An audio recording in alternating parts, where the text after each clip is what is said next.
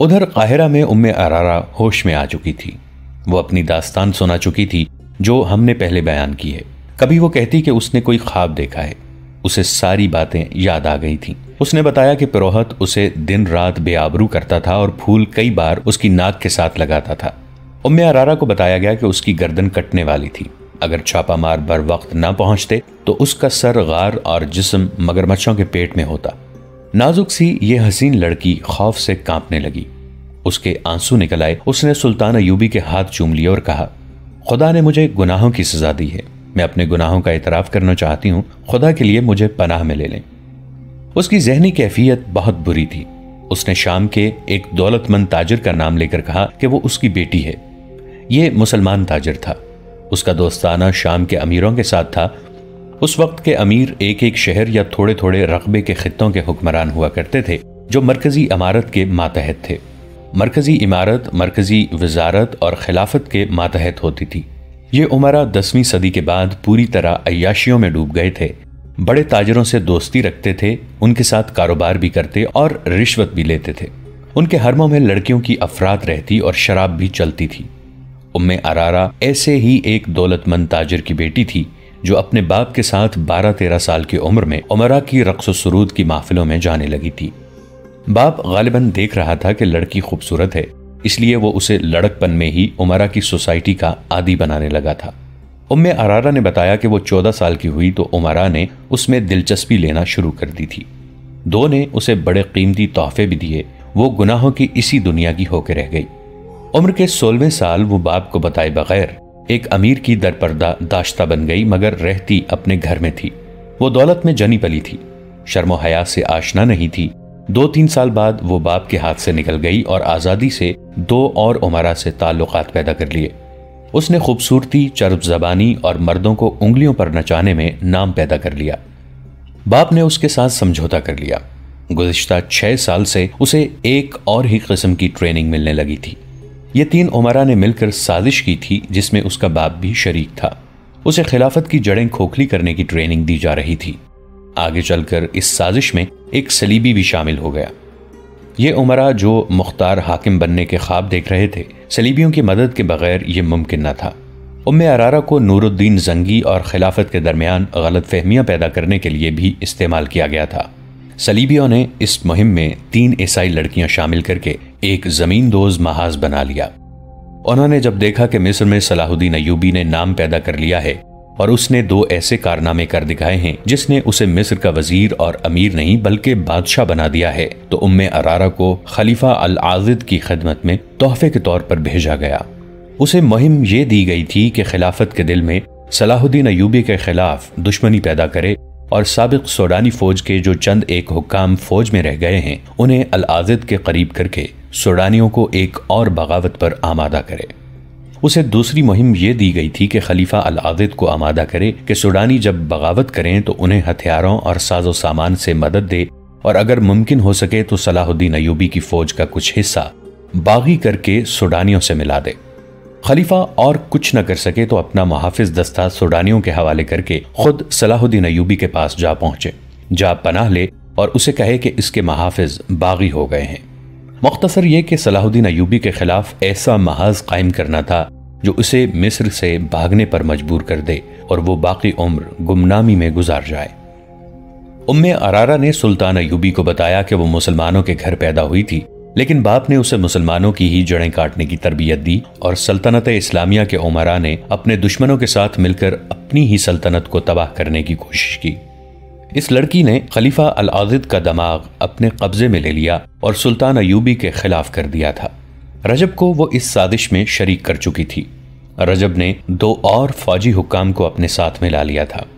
رجب نے اس سلسلے میں یہ کام کیا کہ خلیفہ کے محافظ دستے میں وہ مصریوں کی جگہ سوڈانی رکھتا جا رہا تھا۔ ارارہ کو خلیفہ کے پاس آئے ابھی 2-2.5 مہینے ہوئے تھے۔ وہ قصر خلافت پر غالب آ گئی تھی اور حرم کی ملکہ بن گئی تھی۔ اس نے یہ انکشاف بھی کیا کہ خلیفہ سلطان ایوبی کو قتل کرانا چاہتا ہے اور رجب نے حشیشین سے مل کر قتل کا انتظام کر دیا ہے۔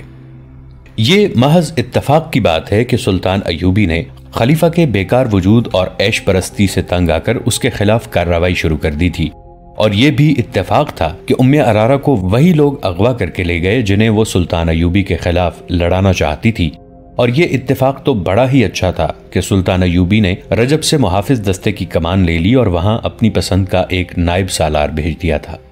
مگر ان اتفاقات نے حالات کا دھارا موڑ کر سلطان ایوبی کے لیے ایک خطرہ پیدا کر دیا۔ سلطان نے ارارا کو اپنی پناہ میں رکھا۔ لڑکی بری طرح پچھتا رہی تھی اور گناہوں کا کفارہ ادا کرنا چاہتی تھی۔ قدرت نے اسے ایک دھچکا دے کر اس کا دماغ درست کر دیا تھا۔ سلطان ایوبی ٹھنڈے دل سے سوچنے لگے کہ اس سازش میں جو حکام شامل ہیں ان کے ساتھ وہ کیا سلوک کریں۔ دوسرے دن الناصر اور بہاؤالدین شداد فرعونہ کا آخری نشان مٹا کر فوج واپس لے آئے۔ 8 دنوں بعد رات کا پچھلا پہر تھا۔ سلطان ایوبی کے جاگنے میں ابھی کچھ دیر باقی تھی۔ انہیں ملازم نے جگا دیا اور کہا کہ الناصر، علی بن سفیان اور 2 اور نائب آئے ہیں۔ سلطان اچھل کر اٹھے اور ملاقات کے کمرے میں چلے گئے۔ ان حکام کے ساتھ ان دستوں میں سے ایک کا کماندار بھی تھا جو شہر سے دور گشت کرتے رہتے تھے۔ سلطان ایوبی کو بتایا گیا کہ کم و بیش 6000 سوڈانی، جن میں برطرف سوڈانی فوج کے افراد اور اس وحشی قبیلے کے افراد بھی ہیں جس کے عقیدے کو ملیا میٹ کیا گیا تھا، مصر کی سرحد میں داخل ہو کر ایک جگہ پڑاؤ کیے ہوئے ہیں۔ اس کماندار نے یہ عقل بندی کی کہ عام لباس 2 شتر سوار یہ معلوم کرنے کے لیے بھیجے کہ اس لشکر کا کیا ارادہ ہے۔ ان شتر سواروں نے اپنے آپ کو مسافر ظاہر کیا اور یہ معلوم کر لیا کہ یہ لشکر قاہرہ پر حملہ کرنے جا رہا ہے۔ شتر سواروں نے لشکر کے سربراہوں سے مل کر صلاح الدین ایوبی کے خلاف باتیں کی اور کہا کہ وہ بہت سے آدمیوں کو اس لشکر میں شامل کرنے کے لیے لائیں گے۔ یہ کہہ کر وہ رخصت ہو آئے۔ ان کی اطلاع کے مطابق یہ لشکر ادھر ادھر سے مزید نفری کا منتظر تھا اور اسے اگلے روز وہاں سے کوچ کرنا تھا۔ سلطان ایوبی نے پہلا حکم یہ دیا کہ وہ خلیفہ کے محافظ دستے میں صرف 50 سپاہی اور 1 کماندار رہنے دیں، باقی تمام دستے کو چھاؤنی میں بلا لے۔ اگر خلیفہ احتجاج کرے تو کہہ دینا کہ یہ میرا حکم ہے۔ سلطان نے علی بن سفیان سے کہا کہ اپنے شعبے کے کم از کم 100 آدمی جو سوڈانی زبان اچھی طرح بول سکتے ہیں سوڈانی باغیوں کے بھیس میں اس کماندار کے ساتھ ابھی روانہ کر دو۔ کماندار سے کہا کہ یہ 100 آدمی ان 2 شتر سواروں کے ساتھ سوڈانیوں کے لشکر میں شامل ہوں گے۔ یہ 2 شتر سوار سنتری بتائیں گے کہ وہ وعدے کے مطابق مدد لائے ہیں۔ ان کے لیے ہدایات یہ ہیں کہ وہ لشکر کی پیش قدمی کے متعلق اطلاع دیں گے اور یہ دیکھیں گے کہ رات کے وقت اس لشکر کے جانور اور رسد کہاں ہوتی ہے۔ سلطان ایوبی نے الناصر سے کہا کہ تیز رفتار گھڑ سوار چھاپا ماروں اور چھوٹی منجنیقوں کے دستے تیار رکھو۔ میں نے سوچا تھا کہ سیدھی ٹکر لے کر سوڈانیوں کو شہر سے دور ہی ختم کر دیا جائے۔ الناصر نے کہا نہیں۔ سلطان ایوبی نے کہا یاد رکھو الناصر، اگر دشمن کی تعداد کبھی تم سے تھوڑی بھی ہو تو بھی براہ راست تصادم سے گریز کرو۔ رات کو چھاپا مار استعمال کرو، شب خون مارو، دشمن کو پہلو سے لو، عقب سے لو، ضرب لگاؤ اور بھاگو۔ دشمن کی رسد تباہ کرو، جانور تباہ کرو، دشمن کو پریشان کرو، اس کے دستے بکھیر دو، اسے آگے آنے کی مہلت نہ دو، اسے دائیں بائیں پھیل جانے پر مجبور کر دو۔ اگر سامنے سے ٹکر لینا چاہتا ہو تو یہ نہ بھولو کہ یہ صحرا ہے۔ سب سے پہلے پانی کی جگہ پر قبضہ کرو، سورج اور ہوا کے رخ کو دشمن کے خلاف رکھو، اسے پریشان کر کے اپنے پسند کے میدان میں لاؤ۔ میں تمہیں عملی سبق دوں گا۔ اس لشکر کی یہ خواہش میں پوری نہیں ہونے دوں گا کہ وہ قاہرہ تک پہنچے یا میری فوج اس کے آمنے سامنے جا کر لڑے۔ انہوں نے علی بن سفیان سے کہا تم جن 100 آدمیوں کو لشکر میں شامل ہونے کے لیے بھیجو گے انہیں کہنا کہ وہ سوڈانیوں میں یہ افواہ پھیلا دیں کہ 6-7 دنوں تک صلاح الدین ایوبی فلسطین پر حملہ کرنے جا رہا ہے، اس لیے قاہرہ پر حملہ اس کی غیر حاضری میں کیا جائے گا۔ ایسی بہت سی ہدایات اور احکام دے کر سلطان ایوبی نے انہیں بتایا کہ وہ آج شام سے قاہرہ میں نہیں ہوگا۔ انہوں نے قاہرہ سے بہت دور ایک جگہ بتائی۔ وہ اپنا ہیڈ کوارٹر دشمن کے قریب رکھنا چاہتے تھے تاکہ جنگ اپنی نگرانی میں لڑ سکیں۔ سب نے ملاقات کے کمرے میں ہی صبح کی نماز پڑھی اور سلطان ایوبی کے احکام پر کارروائی شروع ہو گئی۔ سلطان ایوبی تیاری کے لیے اپنے کمرے میں چلے گئے۔ سوڈانیوں کے لشکر میں اضافہ ہوتا جا رہا تھا۔ 2 سال گزرے، ان کی ایک بغاوت بری طرح ناکام ہو چکی تھی۔ دوسری کوشش کی تیاریاں اسی وقت شروع ہو گئی تھیں۔ صلیبیوں نے مدد کا وعدہ کر رکھا تھا اور جاسوسوں کی بہت بڑی تعداد مصر میں داخل کر دی تھی۔ سوڈانیوں کا حملہ ایک نہ ایک روز آنا ہی تھا، لیکن یہ اچانک آ گیا۔ وجہ یہ تھی کہ سلطان ایوبی نے ایک سوڈانی قبیلے کے مذہب پر فوجی حملہ کیا اور اس کے دیوتاؤں کا مسکن تباہ کر دیا تھا۔ یہ معمولی وجہ نہیں تھی۔ مصر میں جو سلطان ایوبی کے مخالفین تھے انہوں نے سلطان کے اس اقدام کو ان کے خلاف استعمال کیا۔ سوڈانی فوج کے برطرف کیے ہوئے باغی کمانداروں کو بھی موقع مل گیا۔ یہ سب فوراً حرکت میں آئے، ان میں مصری مسلمان بھی تھے۔ انہوں نے اس قبیلے کے مذہبی جذبات کو بھڑکایا اور انہیں کہا کہ ان کا مذہب سچا ہے اور اگر وہ سلطان ایوبی کے خلاف اٹھیں گے تو ان کے دیوتا اپنی توہین کا انتقام لینے کے لیے ان کی مدد کریں گے۔ انہوں نے 5-7 دنوں میں لشکر جمع کیا اور قاہرہ پر حملے کے لیے چل پڑے۔ جو ادھر ادھر کے لوگوں کو پتہ چلتا تھا وہ اس لشکر میں شامل ہو جاتے تھے۔ 2 شتر سواروں کے ساتھ جب 100 مسلح آدمی اس لشکر میں شامل ہوئے، یہ لشکر سرحد سے آگے آ گیا تھا اور ایک جگہ پڑاؤ کیے ہوئے تھا۔ سلطان ایوبی رات کے وقت اتنا آگے چلے گئے جہاں انہیں اس لشکر کی نقل و حرکت کی اطلاع جلدی مل سکتی تھی۔ ان 100 آدمیوں نے حملہ آوروں کے سربراہوں کو بتایا کہ صلاح الدین ایوبی چند دنوں تک فلسطین کی طرف کوچ کر رہے ہیں۔ سربراہ بہت خوش ہوئے۔ انہوں نے یہ پڑاؤ 2 دن اور بڑھا دیا۔ اگلی رات سلطان ایوبی کو اس لشکر کی پہلی اطلاعیں ملی۔ اس سے اگلی رات انہوں نے 50 سوار اور 5 منجنیقیں بھیجیں جن کے ساتھ آتش گیر مادے والی ہانڈیاں تھیں۔ انہیں ایک گھوڑا کھینچتا تھا۔ آدھی رات کے وقت جب سوڈانی لشکر سویا ہوا تھا ان کے اناج کے ذخیرے پر ہانڈیاں گرنے لگیں۔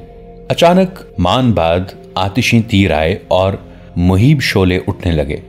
لشکر میں بھگدڑ مچ گئی۔ منجنیقوں کو وہاں سے فوراً پیچھے بھیج دیا گیا۔ 50 سواروں نے 3-4 حصوں میں تقسیم ہو کر گھوڑے سرپٹ دوڑائے اور لشکر کے پہلوؤں کے آدمیوں کو کچلتے اور بچیوں سے زخمی کرتے غائب ہو گئے۔ لشکریوں کو سنبھلنے کا موقع نہ ملا۔ آگ کے شعلوں سے جہاں اناج کا ذخیرہ جل رہا تھا وہاں اونٹ اور گھوڑے بے دک کر ادھر ادھر بھاگنے لگے۔ سلطان ایوبی کے سوار ایک بار پھر آئے اور تیر برساتے گزر گئے اور اس کے بعد نہیں آئے۔ دوسرے دن اطلاع ملی کہ سوڈانیوں کے کم و بیش 400 آدمی آگ سے، گھوڑوں اور اونٹوں کی بھگدڑ سے اور چھاپا مار سواروں کے حملوں سے مارے گئے ہیں۔ تمام تر اناج جل گیا اور تیروں کا ذخیرہ بھی نظر آتش ہو گیا۔ لشکر نے وہاں سے کوچ کیا اور رات ایسی جگہ پڑاؤ کیا جہاں ادھر ادھر مٹی کے ٹیلے تھے۔ اس جگہ شب خون کا خطرہ نہیں تھا۔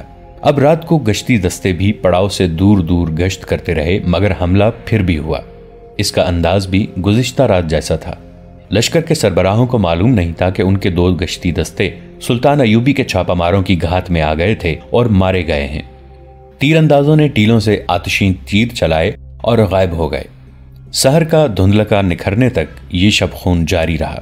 ان سے گزشتہ رات کی نسبت زیادہ نقصان ہوا۔ شام کو علی بن سفیان نے سلطان ایوبی کو اپنے جاسوسوں کی لائی ہوئی یہ اطلاع دی کہ کل دن کے وقت سوڈانی لشکر اس انداز سے پیش قدمی کرے گا کہ شب خون مارنے والوں کا ٹھکانہ معلوم کر کے اسے ختم کیا جائے۔ سلطان ایوبی نے اپنے قریب کچھ فوج رکھی ہوئی تھی۔ انہوں نے رات کے وقت حملہ نہ کرایا۔ انہیں معلوم تھا کہ اب دشمن چوکنا ہوگا۔ اگلے روز انہوں نے 400 پیادہ سپاہی سوڈانیوں کے لشکر کے دائیں طرف نصف میل دور بھیج دیے اور 400 دائیں طرف اور 400 بائیں طرف۔ انہیں یہ ہدایت دی گئی کہ وہ آگے کو چلتے جائیں۔ دونوں دستے جنگی ترتیب میں سوڈانیوں کے پہلو سے گزرے تو سوڈانیوں نے اس خطرے کے پیش نظر اپنے پہلو پھیلا دیے کہ یہ دستے پہلو پر یا عقب سے حملہ کریں گے۔ سلطان ایوبی کی ہدایت کے مطابق ان کے کماندار اپنے دستوں کو پرے ہٹاتے گئے۔ سوڈانی دھوکے میں آ گئے۔ انہوں نے اپنے لشکر کو دائیں بائیں پھیلا دیا۔ اچانک سلطان ایوبی کے 500 سواروں نے ٹیلوں کی اوٹ سے نکل کر سوڈانیوں کے وسط میں ہلہ بول دیا۔ یہاں ان کی اعلیٰ کمان تھی۔ گھڑ سواروں کا حملہ اچانک اور بے حد شدید تھا۔ سارے لشکر میں بھگدڑ مچ گئی۔ پہلوؤں سے پیادہ تیر اندازوں نے تیر برسانے شروع کر دیے۔ اس طرح صرف 1300 نفری کی فوج نے کم و بیش 6000 کے لشکر کو بھگدڑ میں مبتلا کر کے ایسی شکست دی کہ صحرا لاشوں سے اٹ گیا اور سوڈانی قید میں بھی آئے اور بھاگے بھی۔ بھاگنے والوں کی تعداد تھوڑی تھی۔ یہ سوڈانیوں کی دوسری بغاوت تھی جو سلطان ایوبی نے انہی کے خون میں ڈبو دی۔ اب کہ سلطان ایوبی نے ڈپلومیسی سے کام نہیں لیا۔ انہوں نے جنگی قیدیوں سے معلومات حاصل کر کے ان کے تمام کمانداروں اور دیگر حکام کو قید میں ڈال دیا جو درپردہ بغاوت کی سازش میں شریک تھے۔ تخریب کاروں کی بھی نشاندہی ہو گئی۔ انہیں سزائے موت دی گئی۔ رجب جیسے نائب سالاروں کو ہمیشہ کے لیے قید خانے میں ڈال دیا گیا۔ سلطان ایوبی حیران اس پر ہوئے کہ بعض ایسے حکام اس سازش میں شریک تھے جنہیں وہ اپنا وفادار سمجھتے تھے۔ انہوں نے اپنے معتمد سالاروں اور دیگر حکام سے کہہ دیا کہ مصر کے دفاع اور سلطنت کے استحکام کے لیے سوڈان پر حملہ اور قبضہ ضروری ہو گیا ہے۔ انہوں نے خلیفہ العاضد سے محافظ دستہ واپس لے کر اسے معزول کر دیا اور اعلان کر دیا کہ اب مصر خلافت عباسیہ کے تحت ہے اور یہ بھی کہ خلافت کی گدی بغداد میں ہوگی۔ سلطان ایوبی نے ارارہ کو 8 محافظوں کے ساتھ نور الدین زنگی رحمۃ اللہ علیہ کے حوالے کرنے کے لیے روانہ کر دیا۔ سلطان ایوبی نے کمرے میں ٹہلتے ہوئے آہ بھری اور کہا، قوم متحد ہو سکتی ہے اور ہو بھی جاتی ہے۔ قوم کا شیرازہ امراء اور حکام بکھیرا کرتے ہیں، یا وہ خود ساختہ قائد جو امیر، وزیر یا حاکم بننا چاہتے ہیں۔ تم نے دیکھ لیا ہے علی، مصر کے لوگوں کی زبان پر ہمارے خلاف کوئی شکایت نہیں۔ غداری اور تخریب کاری صرف بڑے لوگ کر رہے ہیں۔ ان بڑے لوگوں کو میری ذات کے ساتھ کوئی عداوت نہیں۔ میں انہیں اس لیے برا لگتا ہوں کہ میں اس گدی پر بیٹھ گیا ہوں جس کے وہ خواب دیکھ رہے تھے۔ سلطان ایوبی اپنے کمرے میں ٹہل رہے تھے۔ علی بن سفیان اور بہاؤالدین شداد بیٹھے سن رہے تھے۔ وہ ستمبر کے پہلے ہفتے کی ایک شام تھی۔ جون اور جولائی میں سلطان ایوبی نے سوڈانیوں کی بغاوت کو کچلا اور اس کے فوراً بعد العاضد کو خلافت کی گدی سے ہٹایا تھا۔ اس سے پہلے انہوں نے سوڈانیوں کی بغاوت کو نہایت اچھی جنگی حکمت عملی سے دبا کر سوڈانی فوج توڑ دی تھی، مگر بغاوت کرنے والے کسی بھی قائد، کماندار یا عسکری کو سزا نہیں دی تھی۔ ڈپلومیسی سے کام لیا تھا۔ اس طرح ان کی جنگی اہمیت کی بھی دھاک بیٹھ گئی تھی اور ڈپلومیسی کی بھی۔ اب کہ سوڈانیوں نے پھر سر اٹھایا تو سلطان ایوبی نے اس سر کو ہمیشہ کے لیے کچل دینے کے لیے پہلے تو میدان جنگ میں سوڈانیوں کی لاشوں کے انبار لگائے، پھر جو بھی پکڑا گیا اس کے عہدے اور رتبے کا لحاظ کیے بغیر اسے انتہائی سزا دی۔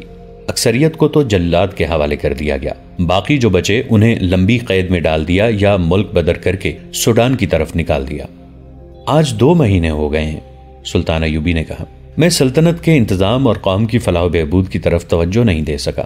مجرم لائے جا رہے ہیں اور میں سوچ بچار کے بعد انہیں سزائے موت دیتا چلا جا رہا ہوں۔ یوں دل کو تکلیف ہو رہی ہے جیسے میں قتل عام کر رہا ہوں۔ میرے ہاتھوں مرنے والوں کی اکثریت مسلمانوں کی ہے۔ محترم امیر، بہاؤالدین شداد نے کہا، ایک کافر اور ایک مسلمان ایک ہی قسم کے گناہ کریں تو زیادہ سزا مسلمان کو ملنی چاہیے، کیونکہ اس تک اللہ کے سچے دین کی روشنی پہنچی، پھر بھی اس نے گناہ کیا۔ کافر تو عقل کا بھی اندھا ہے، مذہب کا بھی اندھا۔ آپ اس پر غم نہ کریں کہ آپ نے مسلمانوں کو سزا دی ہے۔ وہ غدار تھے، سلطنت اسلامیہ کے باغی تھے۔ انہوں نے اسلام کا نام مٹی میں ملانے کے لیے کافروں سے اتحاد کیا۔ میرا اصل غم یہ ہے شداد، سلطان ایوبی نے کہا، کہ میں حکمران بن کے مصر نہیں آیا۔ اگر مجھے حکومت کرنے کا نشہ ہوتا تو مصر کی موجودہ فضا میرے لیے سازگار تھی۔ جنہیں صرف عمارت کی گدی سے پیار ہوتا ہے وہ سازشی ذہنوں کے حاکموں کو زیادہ پسند کرتے ہیں۔ وہ قوم کو کچھ دیے بغیر لوگوں کو دلکش مگر جھوٹے رنگوں کی تصویریں دکھاتے ہیں۔ اپنے ذاتی عملے میں شیطانی خصلت کے افراد کو رکھتے ہیں۔ وہ اپنے ماتحت حاکموں کو شہزادوں کا درجہ دیے رکھتے ہیں اور خود شہنشاہ بن جاتے ہیں۔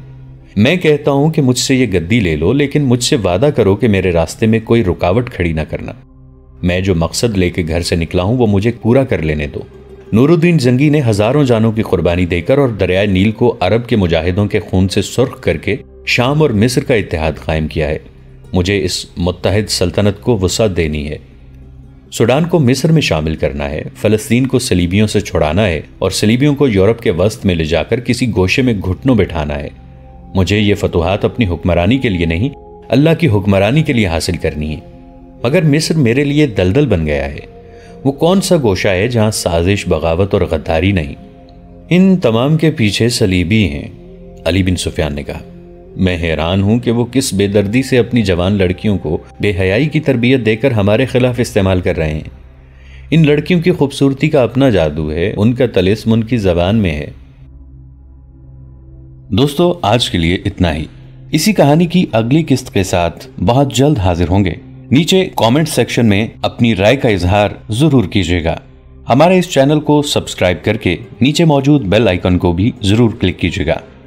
اگلی ملاقات تک کے لیے ہمارا اور آپ کا اللہ نگہبان۔